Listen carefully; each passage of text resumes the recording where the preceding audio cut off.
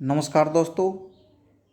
ये एक बड़े ही दुर्भाग्य की बात है दोस्तों। कोई भी सरकार आती है हरियाणा में, ये आपकी न तो बेरोजगारी के लिए काम करती और न ही आपकी ज़रूरत के हिसाब से काम करती।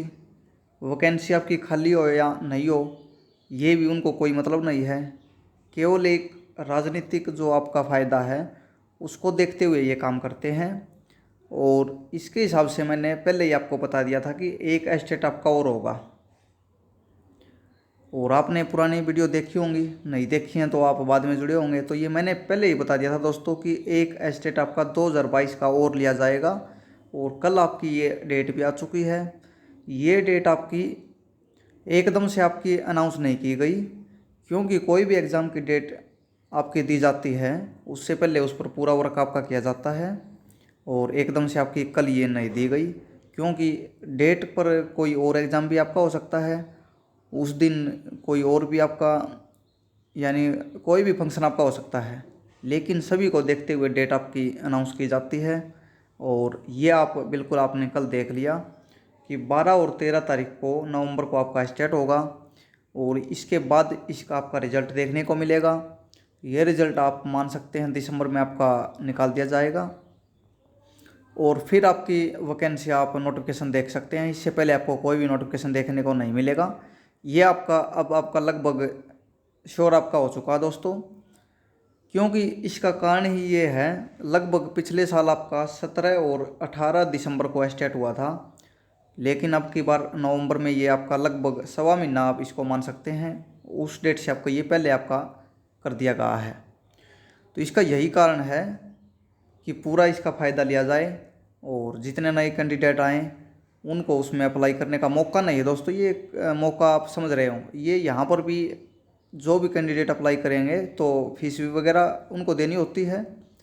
और ज़्यादा से ज़्यादा फीस सरकार प्राप्त करे, आवेदन ज़्यादा आए, ये सभी इनको फैक्टर देखने होते हैं। और राजनीतिक फ़ायदा भी देखना होता है। तो ये पूरा मामला मैंने पहले ही आपको बता दिया था। और टाइमिंग का भी एक सवाल है दोस्तों। टाइमिंग क्या रही है इसकी? जो भी हर साल आपका लास्ट में एग्ज़ाम ये लेते हैं, लेकिन उसी टाइम पर कोई और एग्ज़ाम ये उस टाइम पर लेते हैं। 5 और 6 नवंबर का सीट इन्होंने लगभग आपका फिक्स हो चुका है। और एस्टेट वाले कैंडिडेट क्या हैं, उस एग्ज़ाम को भी देते हैं, क्योंकि एस्टेट से तो नौकरी मिलनी नहीं है एकदम से। और उसमें चांसेस आपका रहता है, पास हो गया तो आपको वहाँ पर मेरिट में आ गए तो नौकरी मिलने के पूरे चांस आपके रहते हैं। तो इनकी हर साल यही टाइमिंग है। पिछले साल बात करें, ग्राम सचिव पटवारी के एग्ज़ाम की डेट थी लगभग आपकी 9-10 जनवरी आपकी थी। तो सभी उसकी तैयारी में थे, लेकिन इन्होंने क्या किया, उसी टाइम पर एस्टेट अनाउंस कर दिया। तो एस्टेट वालों ने फार्म तो एस्टेट का भर दिया, लेकिन तैयारी नहीं की, तो पास परसेंटेज आपका काफ़ी कम रहता है। और उससे पिछले आप देखें, वहाँ पर भी आपका एग्ज़ाम हुआ था ग्राम सचिव का, जो आपका कैंसिल हुआ था। वही भी आपका जो एस्टेट है उसी टाइम आपका हुआ, उसमें भी यही कहानी देखने को मिली। एस्टेट वाले एस्टेट दे के तो आए, लेकिन पास परसेंटेज आप देख सकते हैं, क्योंकि सभी जो आपका एग्ज़ाम होता है जो स्पेशल आपका जॉब के लिए होता है उसकी तरफ ज़्यादा फोकस होता है। और यही कारण है स्टेट में पास परसेंटेज का। और जो पास परसेंटेज का आपका कारण है कम रहने का, टाइमिंग का सबसे बड़ा सवाल है एक तो। और फिर पेपर भी आपको पता ही है 2017 के बाद किस तरह का बनाते हैं। और पूरी प्लानिंग से ये किया जाता है दोस्तों, ताकि पास नहीं हो और आगे फिर आपका अगला स्टेट आएगा उसमें आवेदन करें। और कोई कैंडिडेट तो लगभग 2400 रुपये तक भी पे करते हैं जो तीनों एग्ज़ाम देते हैं। लगभग दो तो काफ़ी देते हैं, तो उसमें भी आपके 1800 हो गए। तो ये पूरा एक खेल है टाइमिंग से लेकर। और राजनीतिक एक पॉलिटिकल जो आपका फ़ायदा देखते हैं। अब क्या है इसमें, 2024 में आपका इलेक्शन है, इसको पूरा करने में प्रोसेस आपका पूरा होगा लगभग पूरा 1 से 1.5 साल आपका लगता है। तो ये 2020 में 22 में आपके 23 में आपके लगभग फॉर्म वगैरह निकाल लेंगे, या आपके लास्ट में आप 22 में मान सकते हैं। तो उसके बाद कुछ उसका 1-1.5 महीना ये अप्लाई के लिए देते हैं। बाद में फिर उसको भरवा लिया जाता है। फिर एग्ज़ाम डेट अनाउंस करेंगे, उसको भी 2-3 बार बदलेंगे। फिर जाकर आपका एग्ज़ाम होगा, उसका रिजल्ट आएगा, उसकी मेरिट बनेगी, और इस तरह करते करते यानी इलेक्शन से पहले उसको डिक्लेयर किया जाएगा। और ये इनका पूरा खेल है।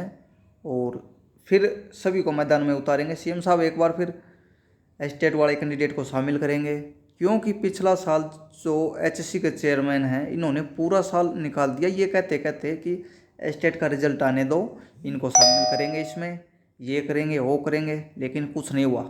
लेकिन मैंने पहले ही बोला था एक स्टेट और होगा, सभी शांति से अपनी तैयारी करें या न करें, ये तो जिसके पास टाइम है उसी का उसका एडजस्ट करना होता है। लेकिन एक स्टेट आपका और होना, क्योंकि भर्ती से ज़रूरी इन्होंने इलेक्शन है, न कि कोई भर्ती करना, ये सभी को पता है। तो यही इसमें दोस्तों टाइमिंग से लेकर पूरा एक प्लानिंग होती है और उसके अकॉर्डिंग काम किया जाता है। कुछ भी चला लो, ट्विटर कैंपेनिंग, रोड पे उतर लो या कुछ भी कर लो, कोई मतलब नहीं है किसी को। पूरा मतलब है टाइमिंग का, और इलेक्शन की टाइमिंग है। स्टेट का रिजल्ट अच्छा नहीं निकले, ये भी एक टाइमिंग है इनकी। इसी टाइम पर दूसरा एग्ज़ाम ये ज़रूर उसको बीच में फंसाएंगे। अब की बार बात करें, 5 या 6 नवंबर का आपका सीईटी है, तो उसी की तैयारी ज़्यादा करेंगे कैंडिडेट। स्टेट का फॉर्म ज़रूर भरेंगे कि इसका तुक्का लग जाए, लेकिन तुक्का नहीं लगता दोस्तों इसमें। और सीईटी से क्या होगा, डायरेक्ट जॉब मिलेगी। स्टेट से क्या होगा, कोई गारंटी नहीं क्या होगा, क्योंकि पीछे जिन्होंने किए हैं उन्हीं को पता है।